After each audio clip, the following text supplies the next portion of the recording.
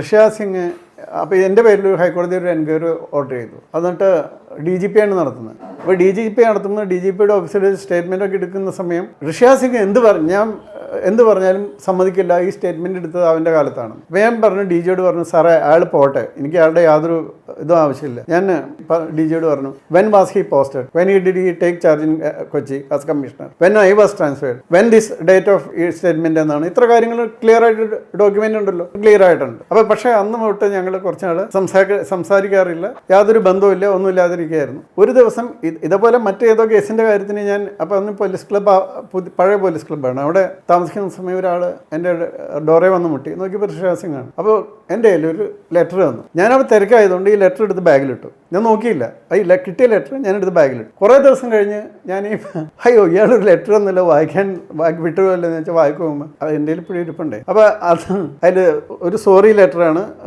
ഞാൻ I am very sorry, ഇതാണെന്നൊക്കെ പറഞ്ഞു letter തന്നിട്ട് ഞങ്ങൾ പിന്നെയും ഫ്രണ്ട്സായി, വേറെ കുഴപ്പമൊന്നുമില്ല. അപ്പോൾ അങ്ങനെ ഒരു സംഭവം ഉണ്ടായിട്ടുണ്ടായിരുന്നു. അത് കഴിഞ്ഞതിന് ശേഷമാണ് എനിക്കെതിരെ ഡിഫോമേഷൻ കേസ് കൊടുത്തത്. വീണ്ടും ഇത് തള്ളിക്കഴിഞ്ഞ് എനിക്ക് ഇതായി. പിന്നെ ഞാൻ KSRTC CMD ആയിരിക്കുന്ന സമയത്ത് അഗൈൻ ഹി ടോൾഡ് സോറി. അങ്ങനെ പറഞ്ഞു I became it's okay, that is okay, there is no problem. ഞങ്ങൾ വീണ്ടും നല്ല, അതായത് ഒരു എനിമിറ്റി ഒന്നുമില്ല, ഞങ്ങൾ തമ്മിൽ യാതൊരു എനിമിറ്റിയും ഇല്ല.